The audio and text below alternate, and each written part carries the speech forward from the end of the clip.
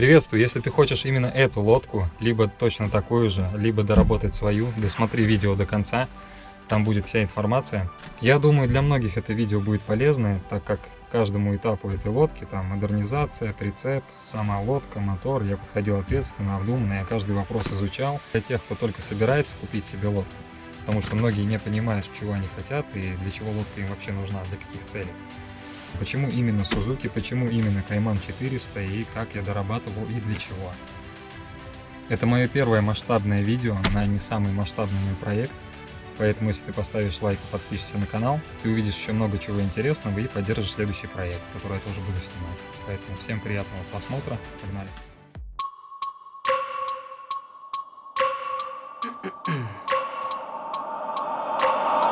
Every minute with the fever dreams, I push my mind to a limit where it needs to be. I work blind, got vision I don't need to see. I'm picking mind over matter, I believe in me. I need to find more hours in the day to breathe. Need to find more power in the way I be. And when my mind turns sour with the painful scenes, I need to scream out loud, I can't stop me. I wanna be the greatest like Rocky. You know I leave them all hating like a hobby. I'm out here making moves like a lobby. And if you ain't with me, it's your loss, see. I got my mind on the facts, I'm a python, grab what I like real fast. Stroke until I have everything I attack, everything that I lack, everything that I want, and I see, matter of fact. Cause I'm my own worst enemy. Only if I let it be. I can control anything if I can just think carefully. I control my destiny.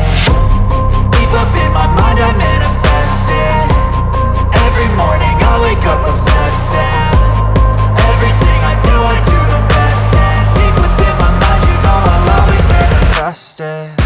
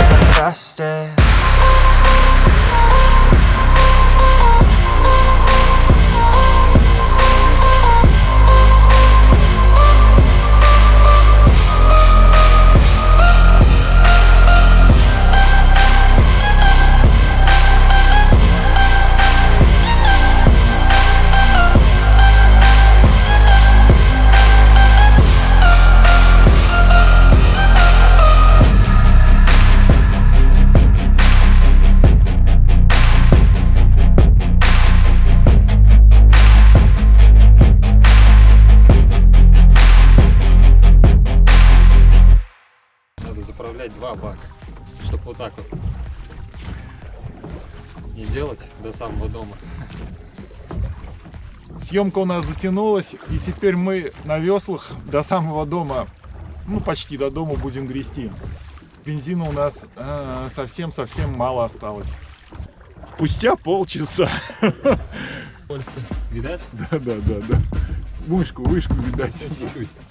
Главное воспринимать трудности и несчастье, как казалось бы, с позитивной точки зрения, да? Это приключение, это путешествие, это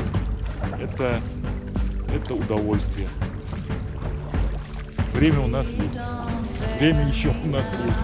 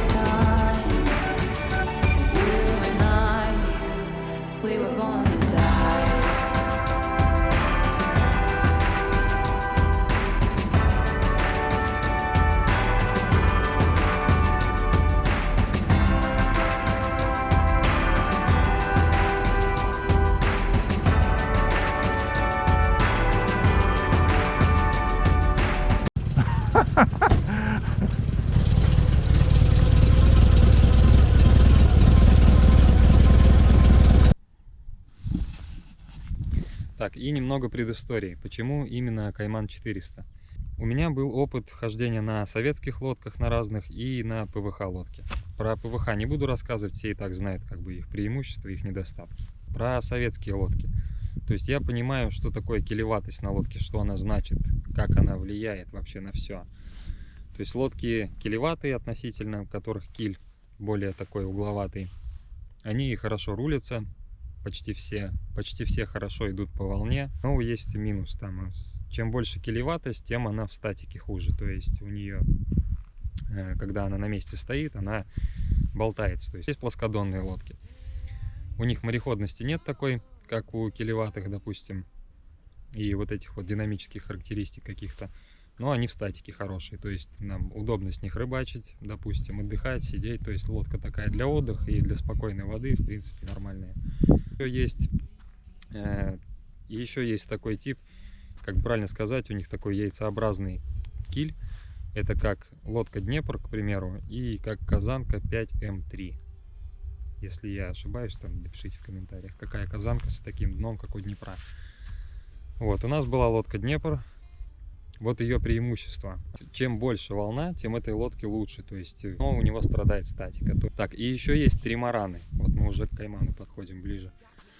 То есть тримараны это из советских, это Сарепта. Больше я ничего не знаю. Но Сарепта даже в плохом состоянии, дорогая, и это по-любому права. Эта лодка такая относительно большая, тяжелая. То есть она уже не подходит там под мою задачу. Вот. И когда я увидел Кайман 400 в продаже, вот, мне сразу на что я обратил внимание, это на его киль, то есть у него киль тримаран.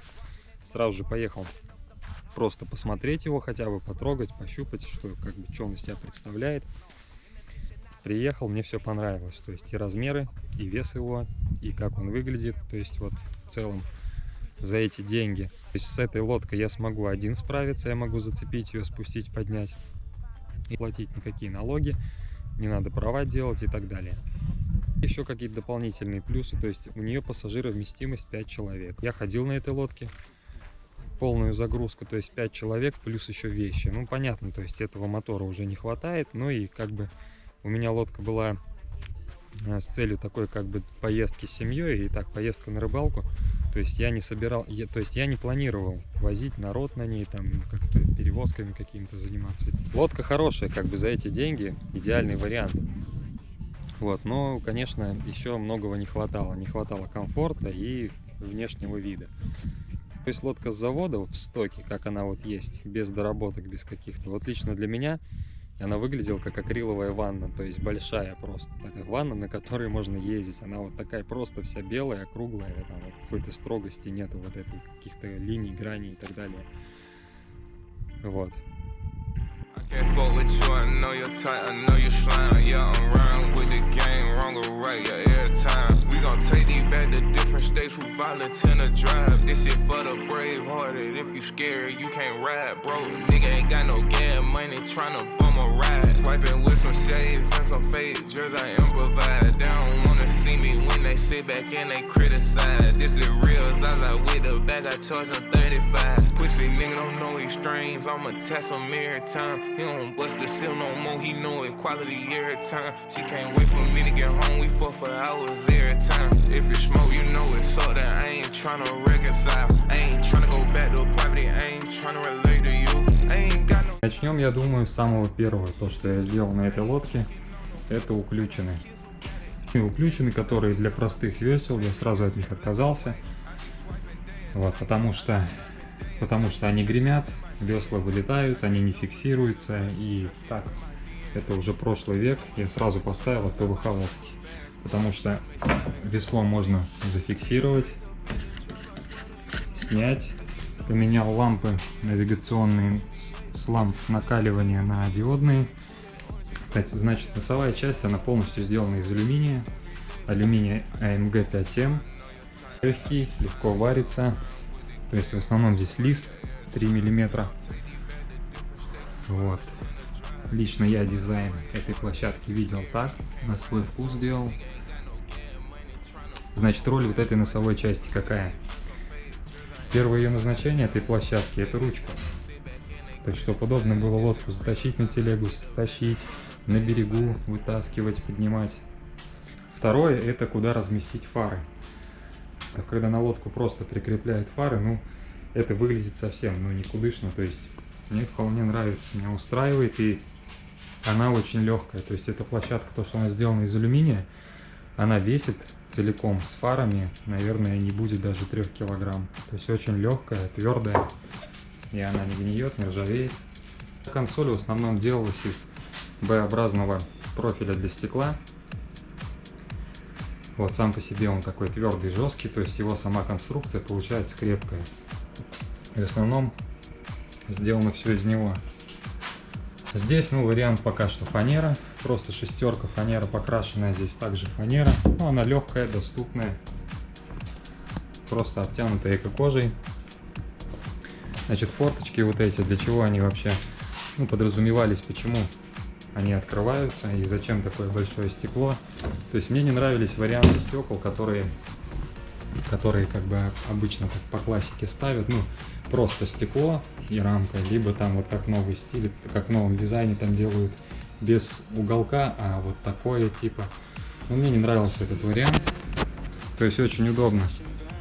Открыл. Здесь я заправляю с этой стороны, а с этой стороны заряжаю аккумулятор. Значит, фанера, сверху коврик туристический 9 мм и эко-кожа. Здесь просто коврик, как называют, лодочный ковролин. То есть это ковролин на резиновой подложке по форме вырезан. Легко моется и то есть по нему приятно ходить, он сам по себе легкий. Так, значит, левая часть. Левая часть, как я уже говорил, здесь очень удобно то, что есть теперь вот такая полочка. Она с подсветкой. Это тоже я отдавал, мне делали. Ну и эко-кожа, просто строчку нарисовали. Здесь так поприятнее было. Магнит для телефона и ничего лишнего. Тахометр, моточасы. Это обычный пульс, AliExpress. Удобно. То есть вот эта кнопка питания, ходовой свет. Это глазки сами включаются на первых фарах. Основной свет.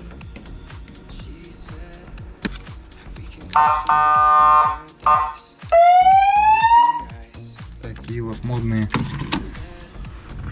Так, значит, у нас здесь розетка 12 вольт, вольтметр и зарядка для телефона. Навигационные огни, стояночный огонь. Так, и стоп-двигатель. Значит, ручка газа. Это полностью я сделал сам. Потому что те варианты, которые продаются, относительно бюджетные, ну, они громоздкие какие-то, непонятно, несуразные.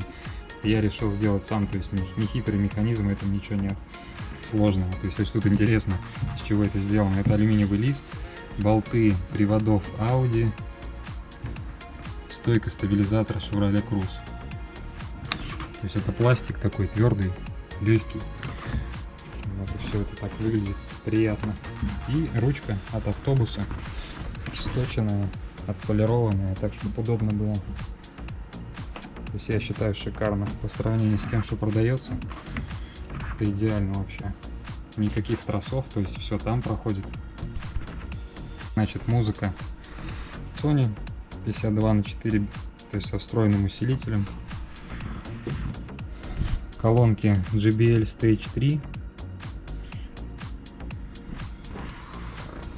Вот так вот стоят. Я поставил их через небольшой подиум, чтобы им было где разыграться. Там они полностью закрыты. Неплохо играют, так как бы тут качество звука я не смогу показать в видео, но для лодки играет достойно. Спойлер, который всех тревожит, для чего он нужен. Спойлер — это стильное решение для того, чтобы куда-то складывался тент, на что-то упирался, потому что если без него, то ходовой тент будет складываться и стоять вот здесь вот так вот, как конструкция такая отдельная с этим тентом совсем. Поэтому я решил сделать такую штуку, чтобы этот тент складывался сюда и упирался на эту часть. Спойлер весь весит 2 килограмма. Килограмм 900 с чем-то, то есть он легкий. Он сделан из алюминия. Он твердый, крепкий и достаточно такой жесткий. Так, и по поводу формы. Здесь не просто под углами он там сварен и как-то... Нет, это просчитывалось так, чтобы тент по форме подходил под стекло. И у него есть здесь как бы изгиб. Вживую он смотрится вообще изящно. Не знаю, как передается по камере, по фотографиям, по видео. То есть вживую очень круто. Так, по поводу мотора. Многие спрашивают, почему этот вариант. И так, я думаю, может, кому-то будет полезно. Среди 15-сильных двухтактных моторов Suzuki самый легкий и самый объемный. Вот и все, как бы. То есть любой другой мотор будет либо тяжелее, либо объем меньше. Те же конкуренты, которые Yamaha и Tohatsu, они тяжелее, меньше объем. На Suzuki 284 кубика, 33 килограмма веса. Вот. То, что выбрал этот вариант, нисколько не пожалел. Отходил на нем 100 моточасов. Вообще никаких проблем, ничего не делал. Поменял свечи по пробегу и заливал масла, которые рекомендует завод. Вот как бы никакой рекламы, как есть. Масло для бензина, полусинтетика, и масло для редуктора. Вот такое. Налетал на мель несколько раз, я думаю, у всех бывало, и налетал на препятствия. Заменил винт и поехал дальше. Ничего не изменилось, обороты также, заводятся также, то есть никаких проблем. Просто ходит такое мнение, то, что эти моторы типа облегченные, удешевленные, ничего подобного. Нормальный мотор, достойный, простой, заводится в любую погоду, непогоду, никаких проблем. Вот. Кто-то, я думаю, заметил уже, а многие еще, наверное, даже не знают, что такая вот штука здесь, это не с завода на нем. Вот. В общем, на ноге два отверстия. Одно для слива воды с термостата, второе это дополнительное отверстие выхлопных газов для легкого пуска. Потому что в ноге разряжение создается, когда мотор в воде. И для легкого пуска здесь типа вот это отверстие второе. Так вот, из него идет вот этот дополнительный шум выхлопных газов. Кто-то ставит трубку, выводит воду, но получается водяное разряжение чуть хуже заводится. Тут в моем варианте с водой она никак не зависит. Вот. Эта штука вся сделана вот банально из бутылочки из-под масла литровой. Сделан слепок на ноге из стеклопластика. И вот это все вместе стеклопластиком склеено. Закреплено на мотор. 2 сезона у меня вот стоит эта штука, никаких проблем. Вот. Сливается и дышит все вот здесь. Здесь есть отверстие. Здесь ничего не сверлил, не пилил. Здесь есть отверстие на моторе. Просто вставил шпильку, закрутил. Вот. Так, честно скажу, то что на холостых мотор ровно в 2 раза тише стал после вот этого, после этой доработки, а в полный газ, наверное, процентов на 30. Ну, то есть ощутимо, разница есть. Вот. Так, насчет прицепа. Прицеп Богем покупал новый вместе с лодкой. Год отъездил, никаких проблем с ним не было. Но в этом сезоне я его в начале сезона полностью весь разобрал. По первой причине, потому что не работала ходовая. Амортизатор стоял примерно вот так и вот так. То есть почти под ровным углом. Работы никакой в нем вообще не было. Вот. Плюс сам прицеп рассчитан на 400 килограмм. У меня лодка 200 килограмм весит. Слишком жестко он работал. И плюс еще не работал амортизатор, поэтому я переделал. Убрал одну рессору, поменял угол амортизатора. И прицеп стал мягче ехать. Вот. Все обработал, замовилил. Проварил все швы, соединения, потому что сварка заводская, там были недочеты. Все проварил, обработал, заново покрасил краской типа Раптора. Вот. Новые ложементы, новое покрытие на ложементы. Немножко переставил вот эти крылья. Попались мне вот эти колеса оригинальные. То есть это не реплика, а оригинал. Такая красивая полочка на них. 15 радиус. Вот. За счет того, что высота резины на 50, по высоте так же, как и родное 13 колесо. Вот их вместе рядом ставишь. То есть выше не стал прицеп. И вот эти диски, даже при том, что они 15, они легче, чем 13 штамп. Вот. Получается красивее и легче. Вот и все. поставлены через проставку. Сделал вот такие вот брызговички маленькие, потому что когда без них вот эту часть всю закидывает. Вот, все аккуратненько и красиво. Насчет самой лодки не могу не затронуть эту тему, так как у некоторых возникают проблемы уже чуть ли не через год, начинает трескаться гелькаут, там характерные болячки какие-то появляются на самом стеклопластике. Вот. Моя лодка 2020 года, ей почти уже 3 года на сегодняшний день. Все, что на ней есть, все, что на ней появилось за все это время эксплуатации, это одна паутинка вот на этой крышке на уголке. Я не знаю, видно будет или нет. Вот и все. Больше ничего вообще абсолютно. Царапины есть, да, на киле. Ну, царапины, я думаю, у всех есть. Как я всегда говорил, камни не выбирают, какую лодку царапать, пластиковую, ПВХ у вас или алюминиевая. С дури можно и Титаник утопить. Вот. Хранилась лодка всегда в гараже. Гараж у нее отдельный, проветриваемый. Вот, всегда открытые крышки. Открытая сливная пробка, из которой никогда вода не вытекала. Вот, лодка внутри воды ни разу не видела. Открываю просто для вентиляции лучшей. Вот. Может быть, поэтому у меня сохранилось все без каких-либо проблем.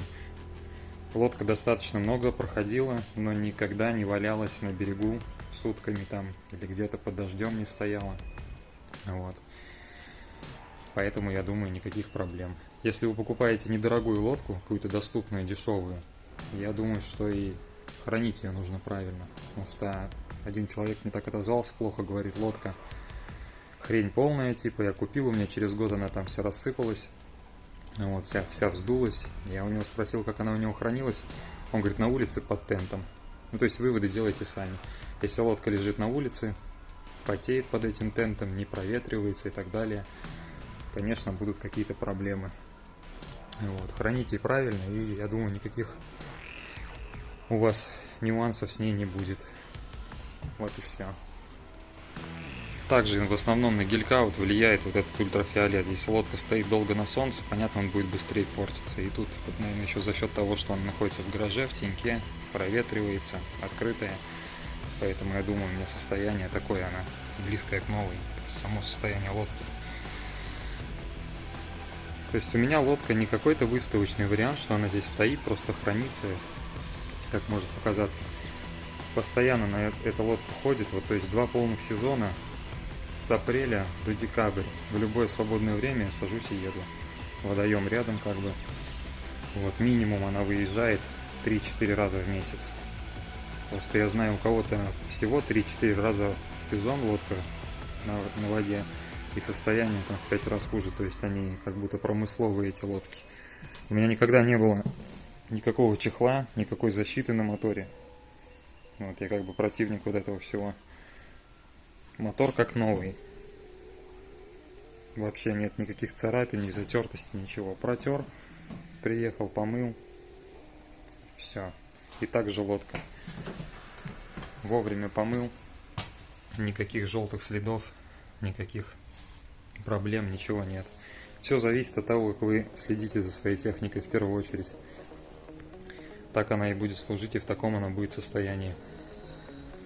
Вот, и прошу не оценивать мою точку зрения как-то критично. Я понимаю то, что у кого-то лодка это средство дохода, то есть там неважно, как, в каком она состоянии, что лодка выполняет ровно свою задачу и все. Для кого-то вообще не важен какой-то мелкий комфорт. Просто кинул удочки, сел в нее, порыбачил, вот как бы и все. Приехал, кинул ее и ничего не надо больше.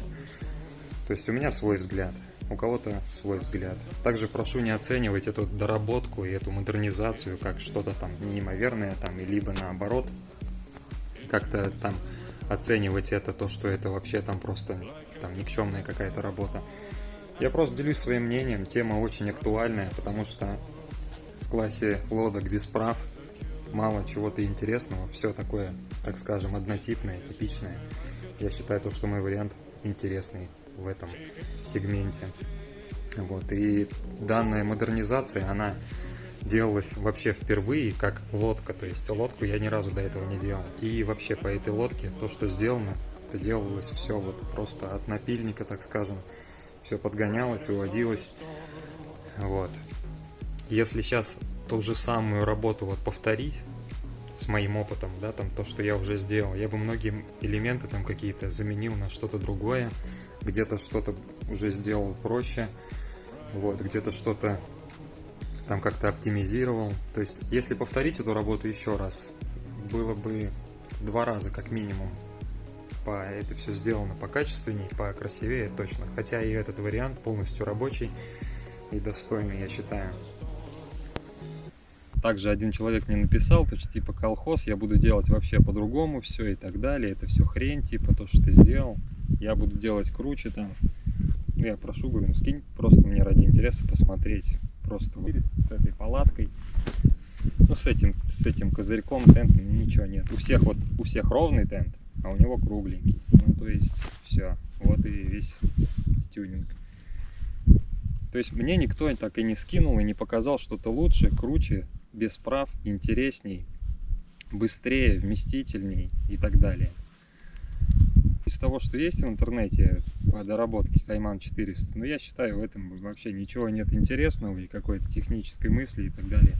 Лично мое мнение, лично сугубо мое мнение, но вот это вот колхоз. По поводу света еще хотел добавить. Я считаю, что на каждой лодке, помимо навигационных огней, должен быть еще какой-то свет ходовой.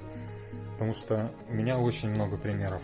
Я выхожу относительно по темноте рано утром и возвращаюсь частенько поздно, уже когда темно. И могу сказать то, что ровно половина ездят без света вообще, даже не горят навигационные огни. А с берега наблюдать вот в полной тишине это еще интереснее. То есть, когда слышно, что 2 лодки едут в направлении друг друга, но никак не подсвечиваются. Недорогое дополнение. Диодные лампы любые вы можете использовать без генератора. Маленький аккумулятор от мотоцикла, даже гелиевый, его достаточно будет, чтобы зажигать вот такие вот фары без проблем. Недорогое дополнение и очень полезное. По поводу данной лодки. Я считаю, что моя цель достигнута. То, что хотел, я сделал. Лодка получилась красивая, комфортная, пускай и в мелочах функциональная. И в целом весь комплект приятный, я считаю. То есть как бы сама лодка, сколько модернизаций, тот же прицеп, хороший надежный мотор и плюс еще какие-то мелкие там доработки. Вот. Данная тематика мне интересна. Я бы сделал еще один проект. И я надеюсь, я буду делать также проект на базе Кайман 400. Вот. Но для этого нужен бюджет. Нужно либо продать эту лодку, либо бюджет на новый проект. Хотя бы начать с корпуса. Думаю, найдется заинтересованный человек именно на вот этот аппарат, потому что подобного ничего нет. Вот. По поводу цены.